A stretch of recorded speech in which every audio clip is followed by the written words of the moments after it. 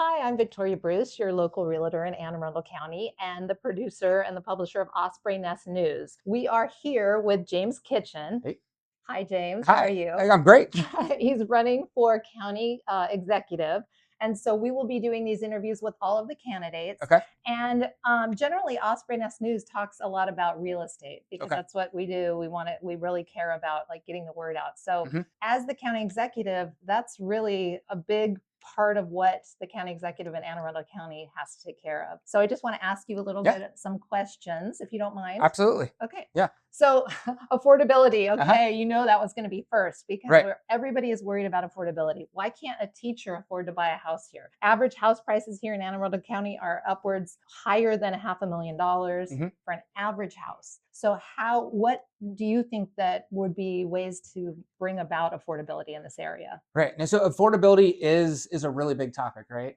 And there's a couple things. I think with housing, a lot of it, to your point, like if you're looking at the average price of the overall houses, we keep building new homes that are above that average price, right? Right, $1 million, $1.5 million. So really the problem, what we have a shortage of is affordable housing. And I think we have to be laser focused on that. And so we actually have some luxury units that are sitting vacant, right? Like you have all those new units on Riva Road and they can't fill them. So on one hand, you have this really high priced housing that we can't get enough filled, right? But then you don't have enough of the housing that the people who live here and the people that work here actually need. And so I think government has a role in incentivizing the building community to work with us to build the type of housing that we actually need. And so in my mind, the metric is not like what are the total number of units that the county like permits or get built every year, but it's, what's the number of affordable units or really is what percentage of our residents are spending more than 30% on housing, right? Like that's what we have to get at. And there's lots of cool ways you can address that. But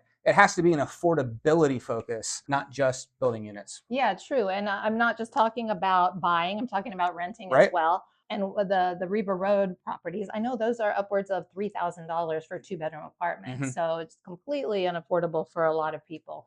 What will you do? Property taxes. Okay, that's another big sticky point for a lot of people. They think our property taxes are too high. Where do we stand in the whole state? Yeah. We're actually, I think it's either like we're the lowest fourth or sixth. We're in the lowest quarter for property taxes for the entire state of Maryland. And so you get actually a pretty good deal in Anne Arundel County right now and what you get for it. But what we have a property tax cap. Like the total revenues can't go up by more than 4% a year or the rate of inflation, whichever is less. And then we have a really generous homestead tax credit in Anne Arundel County. I think it's 2%, like your assessed value, what it can go up every year. And so I know everything is tight right now, but the residents of Anne Arundel County are actually getting a pretty good deal if you compare us to surrounding jurisdictions. I know I'm in California part-time, so it seems really, really affordable out here compared to out there. Right. Another thing that's really kind of a hot topic right now in real estate is short-term rentals, Airbnbs.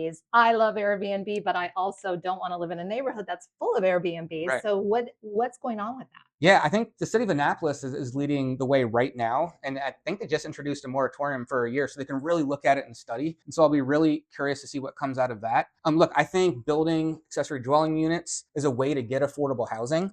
And it's a way to get it in parts of the county where there's not a ton of land to build on, right? Like we want people to put those units in their backyards or in their garages. But if we're going to incentivize that as a county, I do want to make sure it's actually helping the affordability crisis. And so that's my issue with Airbnbs. Right. For the Navy games and whatnot. No, we need them to help the people that need to work here and want to live here. So that would be the focus of that. And so for you, what do you feel would be your signature county executive move in the realm of real estate? What would you do different than any past administration? And what do you think would really help us? Yeah, no, so I think it is just like that focus on actual affordability. And affordability is more than just units and how much units sell for, right? It's life itself needs to be more affordable, like all of it. So it's a big picture thing. It is transportation. Like if you have to have 2 cars, 3 cars for a family, that makes life unaffordable. If we don't have access to good childcare, that makes life affordable. I was knocking doors the other day and talked to a woman who their child's elementary school was at 160% capacity. And so they pulled from the retirement to put their children in private school because they're like,